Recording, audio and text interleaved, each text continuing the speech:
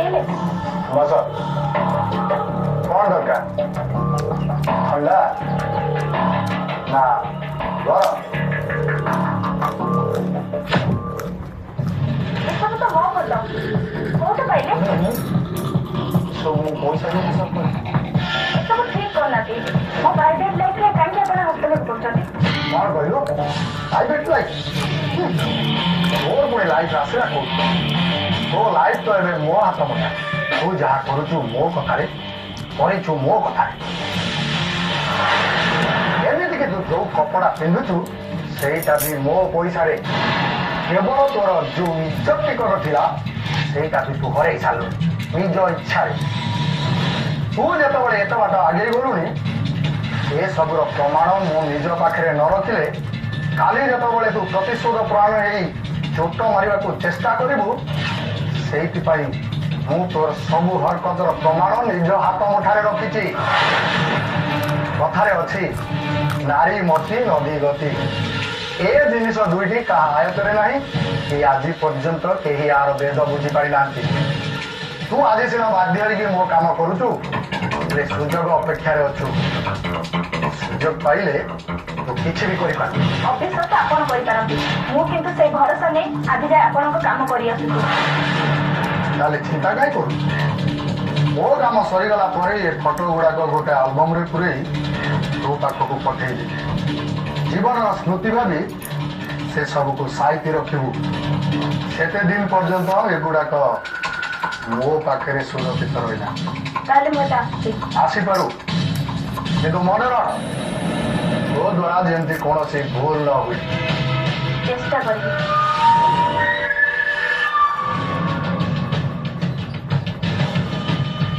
ସେ ଝିଅଟା କଣ ଚାଲିଗଲା କି हाँ काम आसला काम सरीगला चलीगला ତାକୁ ଏଠିକି ଅନେକ ଥର ଆସିବାର ଦେଖିଲେଣି ତାକୁ ଏମିତି କି କାମରେ ଲଗେଇଛ କି समाज सेवा ଭଲ ବହୁତ ଭଲ ଚାଟା ସେ ଝିଅ ପାଇଁ ଆଣିଥିଲି ସେ ତ ଚାଲିଗଲା ତମେ ପିଇବ କି नहीं दरकार नहीं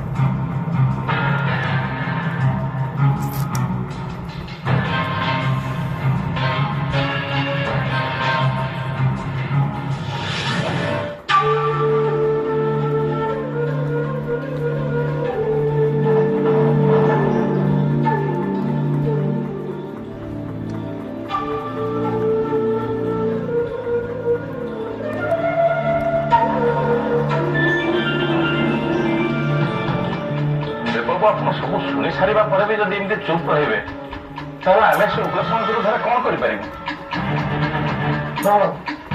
गाँ वाला मैंने समस्त एकाठी बस निष्पत्ति ना तो आपड़ किसी भावे आमको ये पठे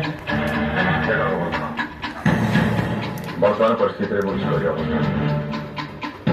जहाँ कर आलोचना करेंगे तेणु आपण मैंने पाक जातु मंदिर से संपत्ति उग्रेश्वर परिवार तेणु से जहाँ करेंगे मोर कौन आपत्ति नहीं देवबाबू आप एमती कहले केमी हम जो दी परिवार मिलन में 42 खंड गाँव लोके खुशी होते से दी परिवार संपर्क में किसी तिक्तता आसला ना कौन ना आप उग्रसेन को डरी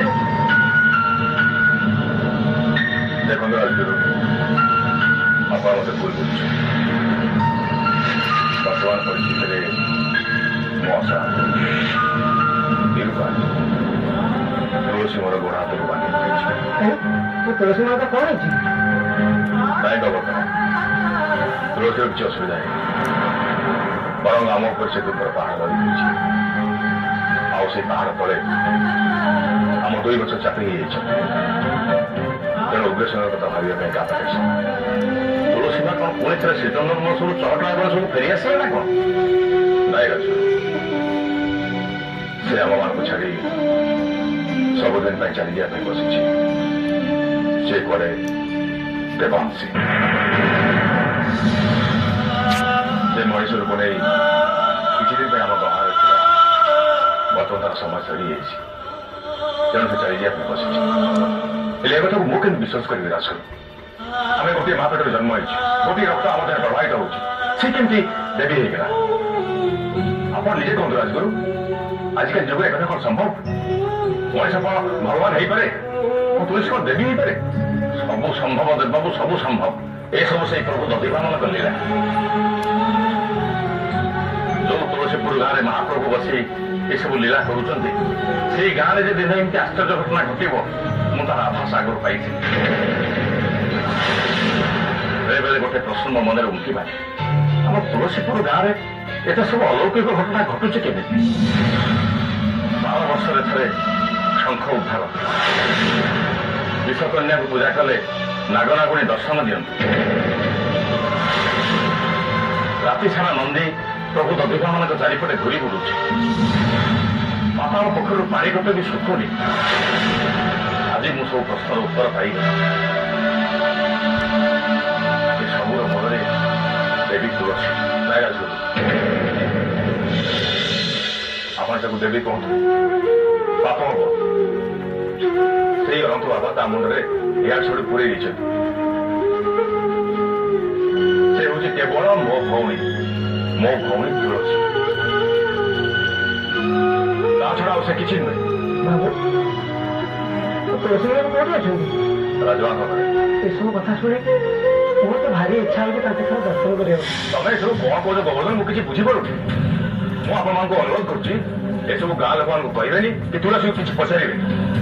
ପ୍ରଭୁ, ମୁଁ ଆପଣଙ୍କ କଥା ବୁଝିପାରୁଛି, କିନ୍ତୁ ଆପଣ ଥରେ ଭାବନ୍ତୁ, ଯଦି ତୁଳସୀ ମା ଦେବୀ ହେଇଯାଆନ୍ତି, ତାହେଲେ ଆମ ଖଣ୍ଡମଣ୍ଡଳ ଉପରେ ଦେବୀଙ୍କର ଆଶୀର୍ବାଦ ରହିବ।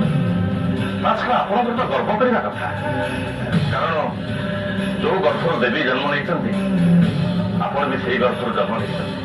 ଆପଣ ତ ନିଜକୁ ଧନ୍ୟ ମନେ କରିବା କଥା। ସମସ୍ତେ ଆପଣଙ୍କୁ ଧନ୍ୟ ଧନ୍ୟ କରିବେ। ରାଜଗୁରୁ ମୋର ଏସବୁ କିଛି ଦରକାର ନାହିଁ। ମୋର ତୁଳସୀ ଦରକାର, ବାସ୍। ଠିକ ଅଛି, ତାହେଲେ ସବୁ କଥା ପ୍ରଭୁ ଦଧିବାମନଙ୍କ ଉପରେ ଛାଡ଼ି ଦିଅନ୍ତୁ। ସେ ଯାହା କରିବେ ନିଶ୍ଚୟ ସମସ୍ତଙ୍କ ମଙ୍ଗଳ ଉଦ୍ଦେଶ୍ୟରେ କରିବେ। କିଛି ଖବର ପାଇଲୁ?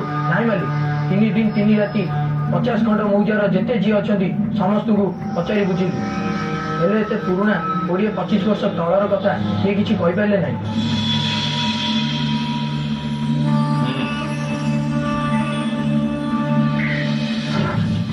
ତୁ ତାହେଲେ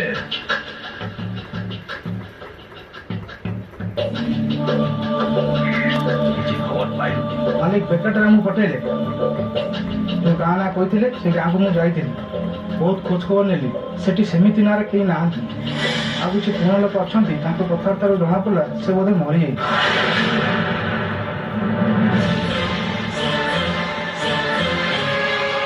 ତୁ କିଛି କଥା ପାଇଲୁ ନା? ନାଇଁ ମାଲିକ, ଏତେ ପୁରୁଣା ଫାଇଲ କ'ଣ ଖୋଜିଲେ ମିଳିବ? ସେ ସବୁ ଉଇ ଖାଇଗଲାଣି। 20-25 ବର୍ଷ ତଳର କେସ୍ ସେସବୁ ଲୋକମାନେ ଭୁଲିଗଲେଣି। ତାପରେ ବହୁତ ନୂଆ କେସ୍ ହେଲାଣି, ନୂଆ ଗଛ ଉଠିଲାଣି, ନୂଆ ଫୁଲ ଉଠିଲାଣି, ସେ ପୁରୁଣା ଗଛ ସବୁ ଉପୁଡ଼ିଗଲାଣି। ତୁ ବି ତାହେଲେ ଏମାନଙ୍କ ଭଳିଆ ଫେଲ୍ ମାରିଲୁ? ଠିକ ଫେଲ୍ ନୁହଁ ମାଲିକ, ହେଲେ ତା ବିଷୟରେ ଆଜିକା ଲୋକ କିଛି କହିପାରୁନାହାନ୍ତି। ହେଲେ ତା ଗାଁ ପାଖରେ ଗୋଟେ ବହୁତ ପୁରୁଣା ଦୋକାନ ଅଛି, ସେଠି ଗୋଟେ ବୁଢ଼ା ସହିତ ଦେଖା ହେଲା। ସେ ବୁଢ଼ାଠୁ ଯାହା ବୁଝିଲି, ସେ ସ୍ତ୍ରୀ ଲୋକ ଆପଣଙ୍କ କେସ୍ ପରେ ଗାଁରୁ ଫେରାର ହେଇଗଲା, କିନ୍ତୁ ସେ ମରିନି, ଏଯାଏଁ ବଞ୍ଚିଛି। କୁଆଡ଼େ ଗଲା, କୋଉଠି ଅଛି, କାହାକୁ ଜଣା ନାହିଁ। ସବୁଗୁଡ଼ା ବେକାର ଖବର ନେଇ ଆସିଛ। କିଏ ମୋତେ ତା ବିଷୟରେ ଖବର ଦବ? କିଏ? କଣ? ଆଜ୍ଞା, ଜାଣିଥିଲୁ? ମୋର ଗୋଟେ କାମ କରିବୁ। ଆଜ୍ଞା। ଆଜିଠୁ 20-25 ବର୍ଷ ତଳେ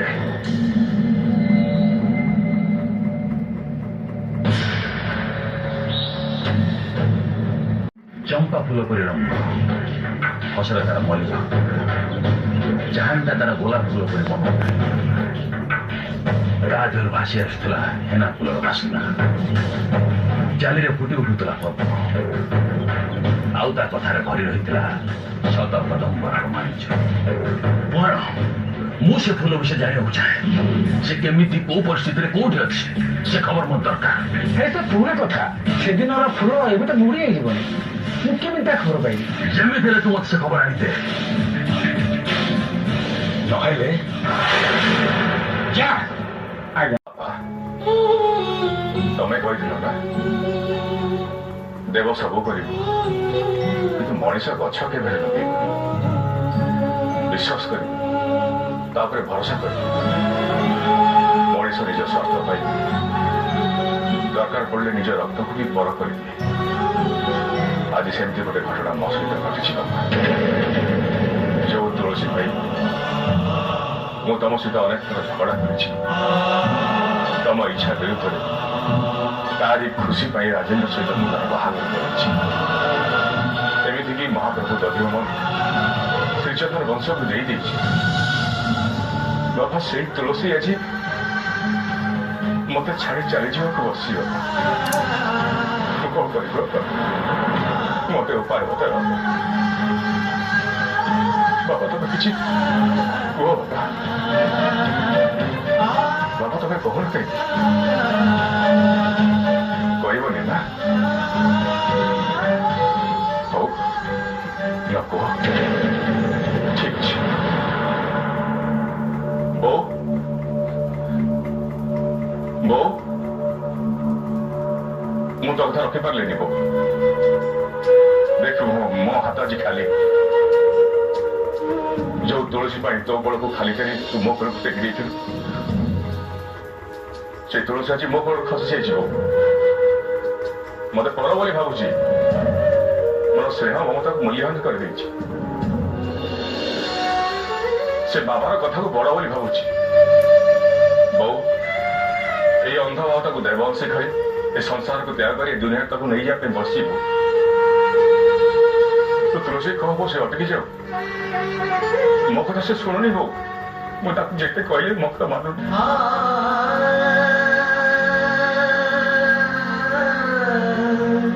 ବୋଉ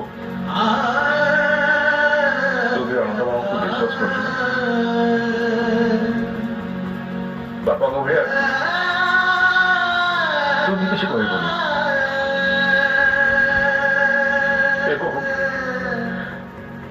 ଦେବ ତୋ ପୁଅକୁ ବିପଦରୁ ଉଦ୍ଧାର କର ଉଦ୍ଧାର କର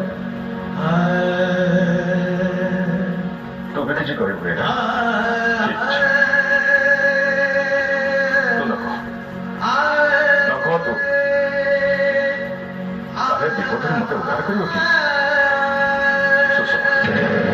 ସୁଷମା ତମେ ତ ତୁଳସୀକୁ ଝିଅ ଭଳିଆ ଦେଖୁଥିଲ ମୁଁ ବହୁତ ବଡ଼ ବିପଦରେ ପଡ଼ିଯାଇଛି ସୁଷମା ଏ ବିପଦରୁ ମୁଁ ଉଦ୍ଧାର ପାଇବା ପାଇଁ ଚାହୁଁଛି ବାପାଙ୍କୁ କହିଲି ବାପା କିଛି କହିଲେନି ଚୁପ୍ ରହିଲେ ବୋଉକୁ କହିଲି ସେ ବି କିଛି କହିଲାନି ସମସ୍ତେ ତୁଳସୀ ଭଳି ସ୍ୱାର୍ଥପର ହେଇଗଲେ ମୋର ନିଜର ବୋଲି କେହି ରହିଲେନି ସୁଷମା ହେଲେ ତମେ ତମ ନିଜର କଥା ତମେ ସିନା ଏବେ ମୋ ପାଖରେ ନା କିନ୍ତୁ ମୋ ପାଖରେ ଥିଲାବେଳେ ବିପଦ ଆପଦ ବେଳକୁ ତୁମେ ସବୁବେଳେ ମୋତେ ସାହସ ଦେଇଛ ଧୈର୍ଯ୍ୟ ଦେଇଛ ଏବେ କହୁଛ ମୁଁ କଣ କରିବି ଯୋଉ ତୁଳସୀ ପାଇଁ ଆମ ଦୁଇ ଜଣଙ୍କ ଭିତରେ କଥାବାର୍ତ୍ତା ହେଇ ଦୀର୍ଘ 15 ବର୍ଷ ଧରି ପିଲାଟିଏ ଜନ୍ମ କରିନଥିଲେ ସେଇ ତୁଳସୀ ଆଜି ତମର ତ୍ୟାଗକୁ ବୁଝିପାରିଲାନି ସୁଷମା ବୁଝିପାରିଲାନି ମୋର ସବୁ ସ୍ନେହ ମମତା ଭୁଲି ମତେ ଛାଡ଼ି ଚାଲିଯିବା ପାଇଁ ବସିଛି ସେ ଭୁଲି ଯାଇଛି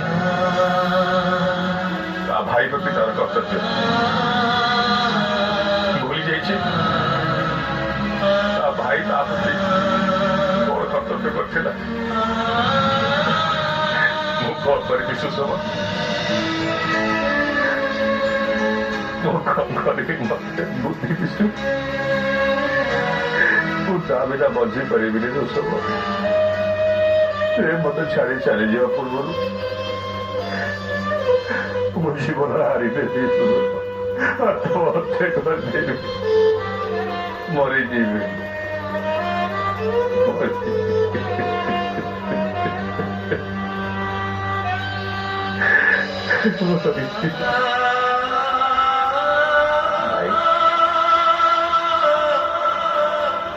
ଏ କଣ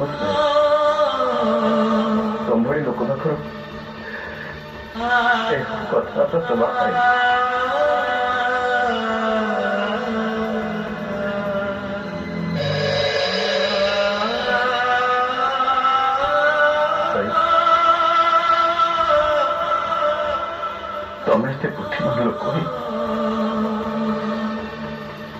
ଏତେ ବୁଦ୍ଧିହୀନ କରି କଥା କହୁଛ କେମିତି? କୁଆଡେ ଗଲା ବେ? କୁଆଡେ ଗଲା ତମର ସେଇ ସାହସ, ଧୈର୍ଯ୍ୟ, ଶକ୍ତି?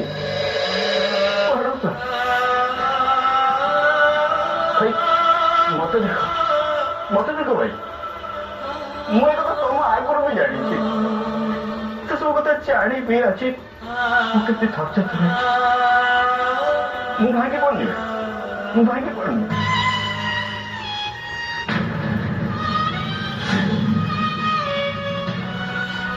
ମୁଁ କଣ କରିବି ରେ? ଆରେ ତୁ ତ ଭଲ ଭାବେ ଜାଣିଛୁ ମୁଁ ତୁଳସୀଟାକୁ କେତେ ଭଲ ପାଏ। ସେ ଯେତେବେଳେ କହୁଛି ମତେ ଛାଡି ଚାଲିଯିବ ବୋଲି, ତା ବିନା ମୁଁ କେମିତି ବଞ୍ଚିବି? ଆରେ ବଞ୍ଚିବି କେମିତି ତା ବିନା? ତୁ କହ, ତା ବିନା ମୁଁ କେମିତି ବଞ୍ଚିବି? ତୁ କହୁନୁ, ମୁଁ ବଞ୍ଚିପାରିବି ତା ବିନା?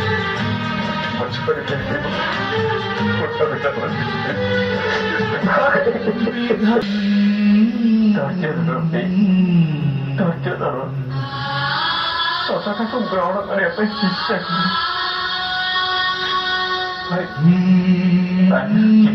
ଆସିଯାଇଛି ସେ ନିଜେ ଆମେ କେହି ବି ଚାହିଁଲେ ତାକୁ ଅଟକେଇ ରଖିପାରିବାନି। ଆମେ କେହି ତା କପାଳ ଲିଖନକୁ ବଦଳେଇ ଦେଇପାରିବାନି। କେହି ବଦଳେଇ ଦେଇପାରିବ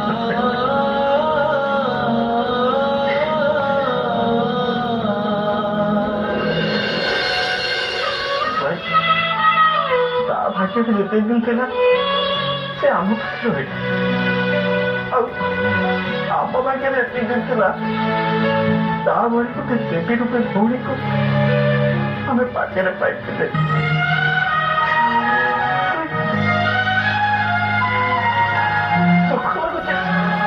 ଆମେ ତାକୁ ଚିହ୍ନିବି ଠିକ ଚିହ୍ନି ପାରିଲେନି। ମମତାର ଅବଧି କଣ ଆମେ ଜାଣି ବି ପାରିଲି। ଭାଇ ନାନୀ ଚିତ କଥା ଶୁଣିଲା ପରଠୁ ମତେ ତୁ ଅପରାଧି ତମ ପାଇଁ ସୁଖରେ ମୋ ଛାତିରେ ବାଟି ଯାଉଛି। ସେତିକି ଦୁଃଖ ନାନୀ ବି ଭୋଗୁଛି। ଜାଣିଥିବେ ଆଜି ପର୍ଯ୍ୟନ୍ତ ନାନୀ କଣ ପାଇଁ ତମ ପାଖରେ ଏ କଥା ଲୁଚେଇ ରଖିଥିଲା? ଆଜି କଥା ଜାଣିଲା ପରେ ତମର କିଛି ହେଇଯିବ, ସେଇଥିପାଇଁ ସେ କିଛି କହୁନଥିଲା।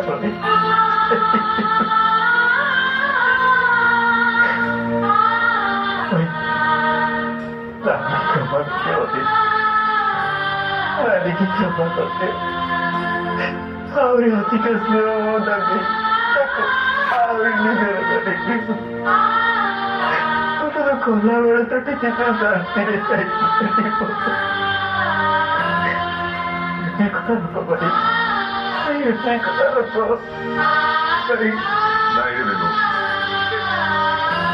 ମୋ ପକ୍ଷେ এটা সম্ভব নয়। ମୁଁ ତା ବିନା ବଞ୍ଚିପାରିବିନି। ମୋ ପକ୍ଷେ ସମ୍ଭବ ନୁହେଁ କଥା। ଭାଇ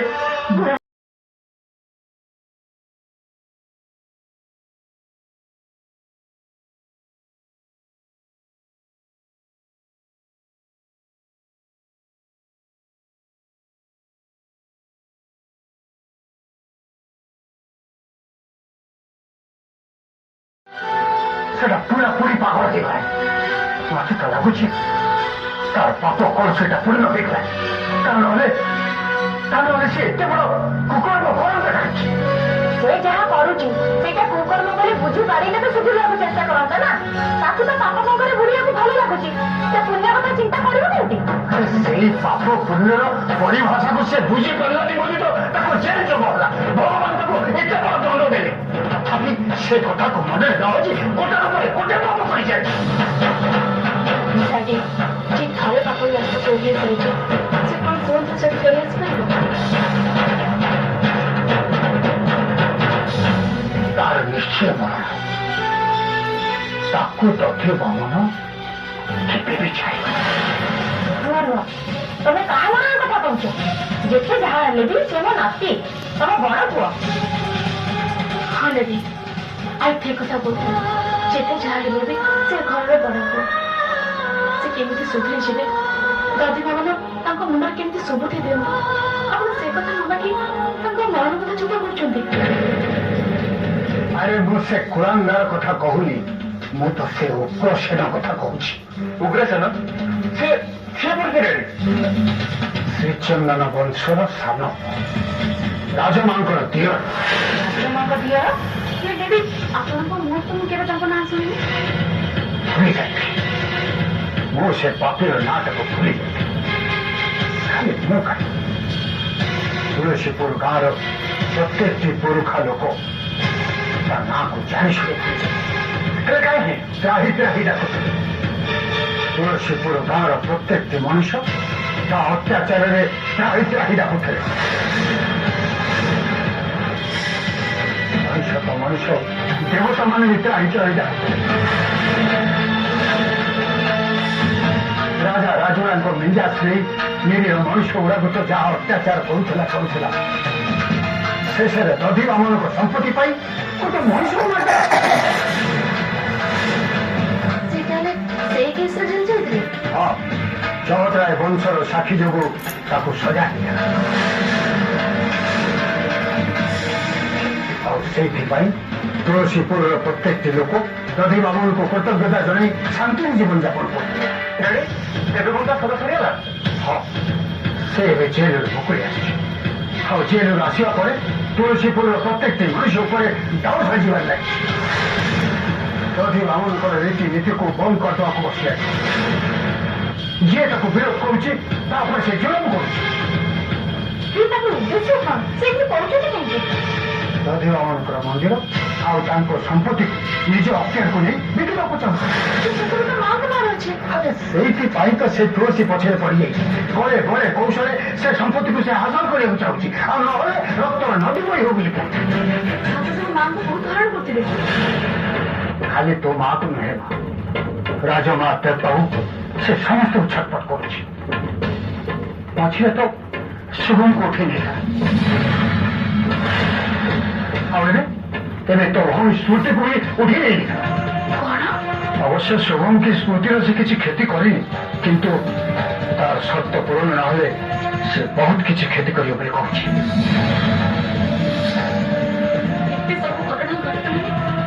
ମା ଟିକେ ବି ମତେ ଜଣେଇ ନାହାନ୍ତି ମୁଁ ତୋ ମାଙ୍କ ପାଖକୁ ଯିବି ଯେମିତି ଟିକେ ଯିବି ନାଇଁ ଜାଣିଛୁ ମୁଁ ଟିକେ ଏ ବିଷୟରେ ଦେବଙ୍କ ସହିତ କଥାବାର୍ତ୍ତା ହେଇସାର ତାପରେ ତୁ ଯାଇ ଯାହା କରିବୁ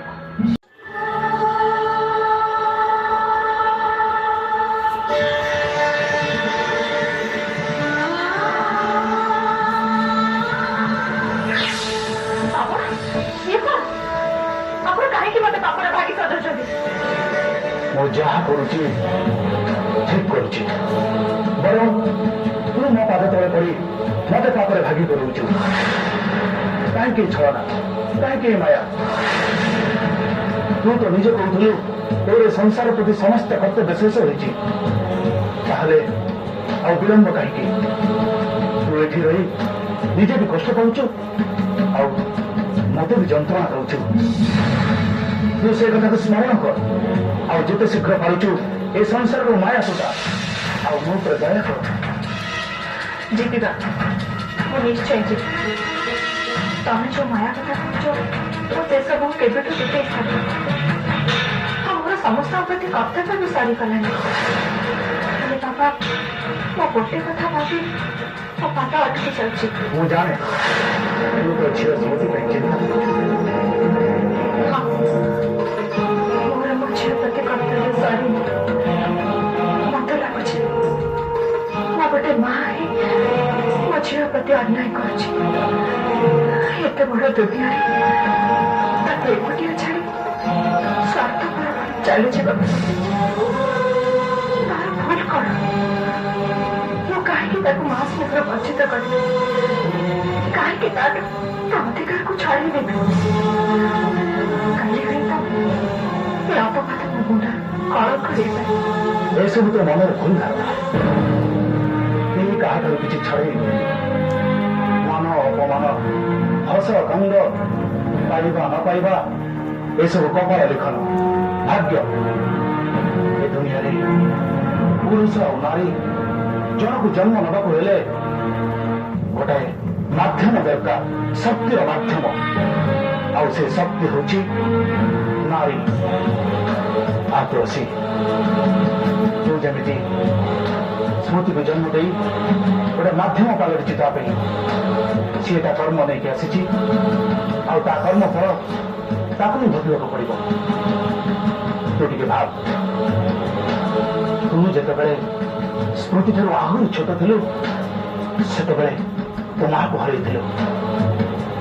ସେତେବେଳେ ତୁ କେମିତି ବଡ ହେଲୁ ତୁ କଣ ନିଜେ ଜାଣିଛୁ? ତୁଳସୀ ତତେ ତ ଭାଗ୍ୟ ଯେମିତି ଆଗେଇ ନେଇଛି ସ୍ମୃତିକୁ, ତା ଭାଗ୍ୟ ସେମିତି ଆଗେଇ ନେବ। ହଁ ତୁଳସୀ, ତୁ ଯେତେ ଦିନ ଯାଏ ସ୍ମୃତି ସହିତ ଜଡ଼ିତ ଥିବ ସେତେ ଦିନ ପର୍ଯ୍ୟନ୍ତ ଏ ମାୟା ଜଗତ ଭିତରେ ଛନ୍ଦି ହେଇ ପଡିବ। ତା ସହିତ ନିଜେ ବି କଷ୍ଟ ପାଇବ ଆଉ ମତେ ବି କଷ୍ଟ ଦେବ। ମୁଁ ଥକିଗଲିଣି ତୁଳସୀ। ଆଉ ଯଥାସମ୍ଭବ ତୁ ମୋ ସହିତ ଚାଲିଆ, ଯଥାସମ୍ଭବ ତୁ ମୋ ସହିତ ଚାଲିଆ ତୁଳସୀ, ତୁ ମୋ ସହିତ ଚାଲିଆ। ହଁ ତୁଳସୀ, ତୁ ମୋ ସହିତ ଚାଲିଆ।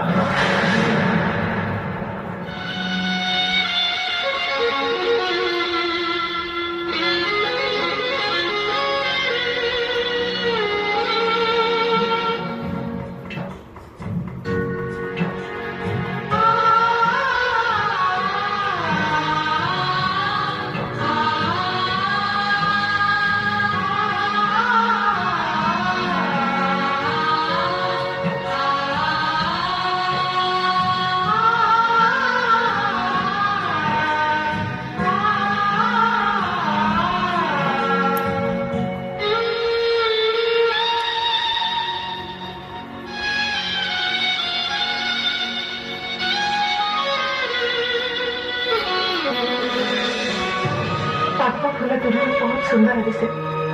मु चाहिए तू पद्म तोड़ा जाए पंखर पछे नाड़ भितर छंदी मुझे ते मोठू बहुत दूर रखुची।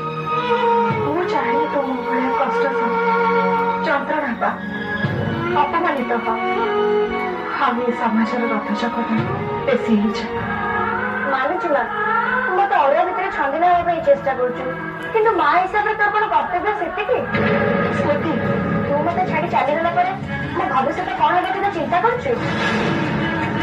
मु एकुटिया झील पिलाटा एत बड़ दुनिया माँ बिना केमती बचीबी केवे से कथा भाविचु ना सेटा भाविबा तो दायित्व नुहे। स्मृति जब सेटा तो दायित्व नुहे ताहले मते जन्म दउथिलु काहेकि मो अधिकार अंधार भीतर मते बंचवा काहेकि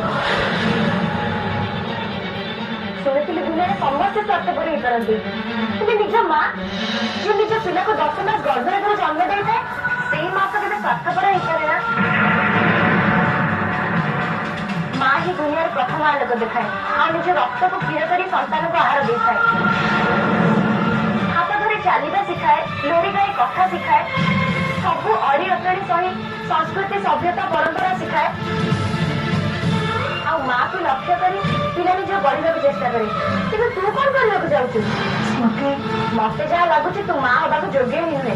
स्मृति हाँ मत सब कथा खराब लगी पड़ता है मु गोटे कथा बुझीपारुनी तोर पलायनपंथी मनोभाव कहीं जो देशर माँ तो निज पिला जीवन दे दूची तू से देशर माँ है कि मत एकुटे अंधार भीतर ठेली दे पड़े जीवा बसचु मोर दोष कौन मु तो किसी भूल काम करेनी कि किसी पाप करनी जहाँ तू मत एत बड़ दंड देवाक जाऊँ कह माँ तो जवाब देवाक पड़ो तो कहीं मत भूल जावाक चाहूँ कह माँ तोर सब प्रश्न उत्तर मो पाखे थाई भी नहीं हेले स्मृति भाग्य बोली गोटे शब्द अच्छी जी कि प्रत्येक मनुष्य को आत्मजात कराऊे मुझे से भाग्यर डोरी रे बंधा जार शक्ति एते जे मुझे चाहिए भी छेड़ पारुनी हाँ से मत जावाक पड़ो मत तुम समस्त को छाड़ी चली जावाक पड़ो नहीं मामू तो छाड़ी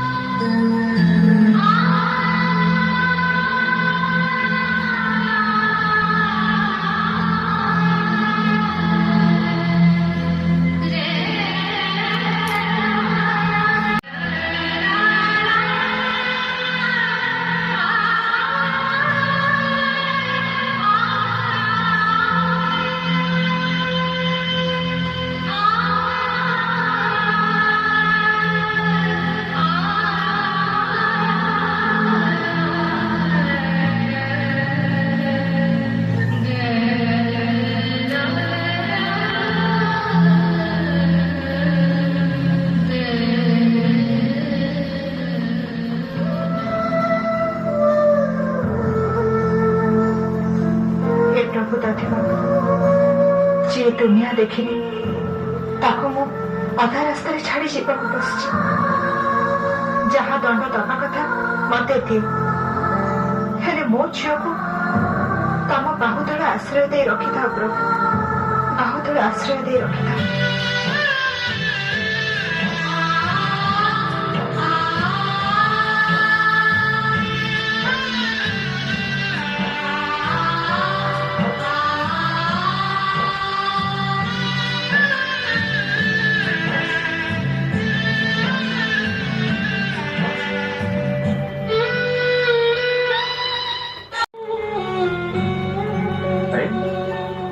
मोबाइल स्विच ऑफ करते कि हाँ कर देजी का सहित कथा होगा इच्छा होनी तो खड़ी रत्न दी तीन थर फोन करते कहीं करती कहते तुम सहित देखा कर अर्जेंट काम अच्छे विभु मोर मन अवस्था जहाँ अच्छी मु का सहित देखा करने इच्छा होनी मना करना भाई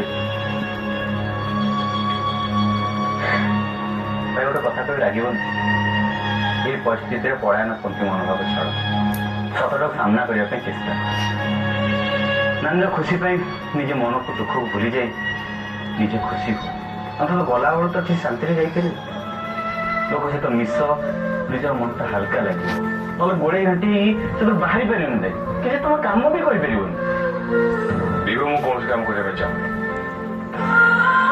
गोटे काम कर कोर्ट जोगाड़ कर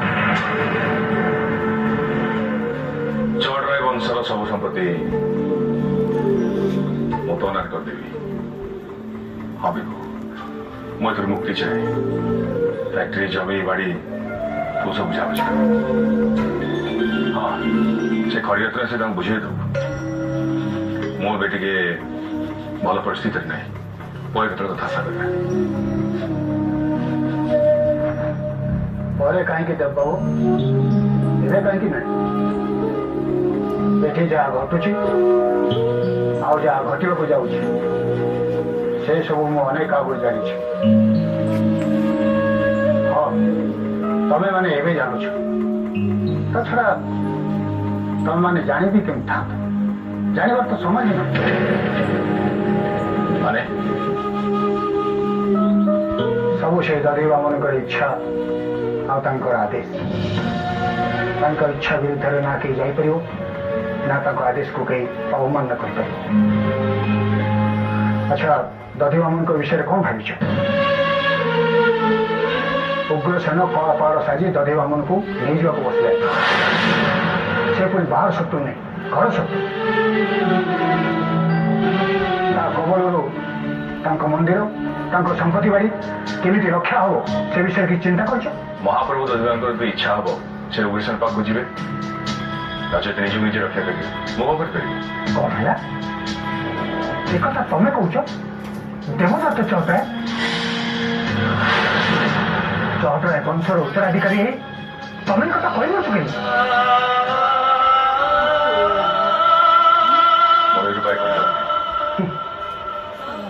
लगुच से उग्रसेन गाँ सारा को डरला भाया तुमको भी डरी नहीं तुम्हें भय कर चुप रह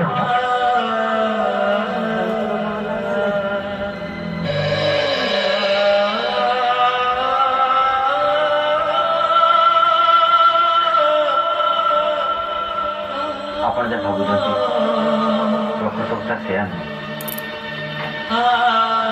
नानी भाई मनोवस्था ठीक जो से उग्रसेन विषय चिंता ही करना नानी जीवन भाई पूरापूरी भांगी मुझे घटना घटो बोली अनेक आगु जानी आप जानी कारण मु तुम वंशर समस्त जातक देखी गणना कर विशेषकर तुलसीर जातक जो दिन मो बापा तैयारी करते से दिन मुझे जाना पाइली तुलसी देव एक जाना पर आश्चर्य हमको आगुरी कहीं कहले सब कथा कही हुए कि कहुए छड़ा मुझे भूली जाती मो बापा मत शपथ कर ତୁଳସୀର ଜାତକ ଛୁଇଁବୁନି କି ତୁଳସୀ ବିଷୟରେ ସମୟ ନ ଆସିବା ପୂର୍ବରୁ କାହାକୁ କିଛି କହିବୁନି। ଅବଶ୍ୟ ମୋ ଦ୍ୱାରା ଗୋଟେ ଭୁଲ ହେଇଛି। ମୁଁ ତମର ସେଦିନର ଅସହାୟତାକୁ ସହ୍ୟ ନ କରିପାରି ତୁଳସୀର ଜାତକକୁ ଗଣନା କରିବାକୁ ବାଧ୍ୟ ହେଇଛି। ଆଉ ସେଦିନର ଗଣନା ପରେ ମୁଁ ଜାଣିପାରିଥିଲି ଯେ ତୁଳସୀ ଦିନେ ଆମ ସମସ୍ତଙ୍କୁ ଏମିତି ଏକୁଟିଆ କରି ଚାଲିଯିବ।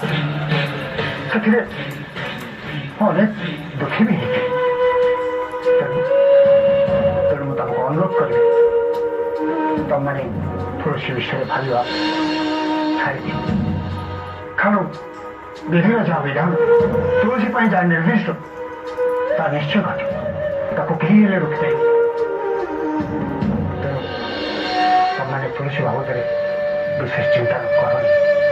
କାରଣ ଯେତିକି ଚିନ୍ତା କରିବ ସେତିକି କଷ୍ଟ ପାଇବ। ତମମାନେ ଜାଣିଛ ଉଗ୍ରସେନ ଠାକୁରଙ୍କର ରୀତିନୀତି ସବୁ କିଛି ବନ୍ଦ କରିସାରିଲାଣି। କିଏ ଯଦି କେତେବେଳେ ଉଖଡ଼ା ଗଣ୍ଡେ ନେଇ ଥୋଇ ଦେଉଛି ତ କିଏ ଗୋଟେ ନେଇ କଦଳୀ ଥୋଇ ଦେଉଛି। ନହେଲା ତ ଠାକୁର ଦିନ ସାରା ଉପାସରେ ରହୁଛନ୍ତି। ଉଗ୍ରସେନ ଭୟରେ ପୂଜାରୀ ମନ୍ଦିରକୁ ଯାଉନି କି ଠାକୁରଙ୍କୁ ଦୀପ ଧୂପ ଦେବାକୁ କେହି ନାହିଁ। ଖାଲି ସେତିକି ନୁହେଁ, ଉଗ୍ରସେନ ଗାଁ ସାରା ଲୋକଙ୍କୁ ଗୋଟି ଶ୍ରମିକ ଭଳି ଖଟେଇ ଚାଲିଛି। ଜୋର ଜବରଦସ୍ତ ସମସ୍ତଙ୍କ ଫସଲକୁ କାଟି ନେଉଛି। ଆଜି କାହାର ଛେଳି ଖାଇଦେଉଛି, କାଲି କାହାର କୁକୁଡ଼ା ଖାଇଦେଉଛି। ସାରା ଗାଁରେ ଗୋଟେ କୁକୁର ଭୟ ସୃଷ୍ଟି କରିଦେଇଛି। ଏଇଭଳି ସମୟରେ ତମେମାନେ ହାତ ଗୋଡ଼ ବାନ୍ଧି ଚୁପଚାପ ରହିଗଲେ ଚଳିବ କେମିତି? ତମ ବଂଶର ମାନ ସମ୍ମାନ ଗର୍ବ ଅହଙ୍କାର ଏସବୁ ରହିବନି? ତମକୁ ଲୋକମାନେ ସବୁ ସମ୍ମାନ ଦେବେ ତ? ତମେ ଯଦି ଉଗ୍ରସେନକୁ ସାମ୍ନା କରିବାକୁ ଦଉଛ ତାହେଲେ ମତେ କୁହ, ମୁଁ ତମମାନଙ୍କ ସାଙ୍ଗରେ ଗାଁକୁ ଯିବି। ଆଉ ଆମେ ଯଦି ସମସ୍ତେ ଏକ ହବା ଉଗ୍ରସେନ ଆମକୁ ବଳିଯିବ। ବଳିବ କି ନ ବଳିବ ସେଇଟା ବଡ଼ କଥା। କିନ୍ତୁ ବର୍ତ୍ତମାନ ଆମେ ଉଗ୍ରସେନ ବିଷୟରେ କଥାବାର୍ତ୍ତା ବନ୍ଦ କରିବା ଦରକାର। କାରଣ ସେ ବିଷୟରେ ମୁଁ ଯାହା କହିବି ଆଉ କରିବି ସବୁ ଭୁଲଭାଲ ହେଇଯିବ। କାହିଁକି ମୁଁ ନିଜ ଅକ୍ତିଆରରେ ନାହିଁ, ତୁଳସୀ ମାମଲଟା ପୁରାପୁରି ଦୋହରେଇ ଦେଇଛି। ଆଜି କାହା ଉପରେ ମୋର ବିଶ୍ୱାସ ନାହିଁ କି ଭରସା ନାହିଁ। ଏମିତିକି ଆପଣଙ୍କ ଉପରେ। ମୋ ଉପରେ? ହଁ ଫାଡ଼ି ରଖିଲେ ଆପଣଙ୍କ ଉପରେ। ଆପଣ ମୋତେ ସବୁ କଥା ଲୁଚେଇଥିଲେ କାହିଁକି? ଆପଣ ଯଦି କହିଥାନ୍ତେ ମୁଁ କିଛି ଚିନ୍ତା କରିଥାନ୍ତି, ବାବାଙ୍କୁ ଅଟକେଇଥାନ୍ତି। କିନ୍ତୁ ବର୍ତ୍ତମାନ କିଛି କରିବା ପାଇଁ ମୋ ପାଖରେ ସମୟ ନାହିଁ। ତାପରେ ତୁଳସୀ ଦେବଂଶୀ ଆମ ଘରେ ଜନ୍ମ ନେଇଛି। ଏ କଥା ଭାବିଲା ବେଳକୁ ମୋତେ କାହିଁକି ଭୟ ଲାଗୁଛି। ଆପଣ କାହିଁକି ମୋତେ ସବୁ କଥା ଲୁଚେଇଥିଲେ? କିନ୍ତୁ ବର୍ତ୍ତମାନ କୁହନ୍ତୁ, ଏଇଟା କାହାଣୀ ନା ସତ? ବାବୁ, ମୁଁ ଭଗବାନ ନୁହେଁ ଯେ ତମକୁ ସବୁ କଥା କହିବି। ତୁଳସୀ ଜାତକ ଯାହା କହୁଛି ମୁଁ କେବଳ ତା ହିଁ ତମକୁ କହିଛି। ମୁଁ କିଛି ମନରୁ କହିନି ଯେ ତମେ ମୋ ପ୍ରତି ସନ୍ଦେହ କର। ଥରେ ଭାବି ଦେଖ, ବଢିଲା ନଈକି ଯଦି ଅଟକେଇବାକୁ ଚେଷ୍ଟା କରାଯାଏ ତାହେଲେ ସେ କୂଳଲମ୍ଘନ ନିଶ୍ଚୟ କରିବ।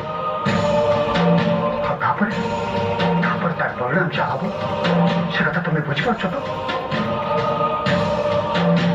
ମଣିଷ ଯେତେବେଳେ ବି ନିଜ ସୀମା ବାହାରକୁ ଯାଇ ଈଶ୍ୱରଙ୍କ ଇଚ୍ଛା ବିରୁଦ୍ଧରେ ଯିବାକୁ ଚେଷ୍ଟା କରିଛି, ତାର ପରିଣାମ ସେ ଖୁବ୍ ଭୟଙ୍କର ଭାବେ ଭୋଗ କରିଛି। ତେଣୁ ତୁଳସୀ ଯୋଉ ବାଟେ ଯିବାକୁ ଯାଉଛି ତାକୁ ଯିବାକୁ ଦିଅ। ମୋ କଥା ହୁଏତ ତମକୁ ଖରାପ ଲାଗୁଥିବ, ହେଲେ ମତେ ଯାହା ଠିକ୍ ଲାଗିଛି ମୁଁ ତମକୁ ତାହା ହିଁ କହିଛି। ଯେତିକି କହିଲି, ମୁଁ ଯାହା ବି କହିଲି ତମେ ତାକୁ ଥରେ ଭଲ କରି ଭାବିକି ଦେଖ। ଆସୁଛି।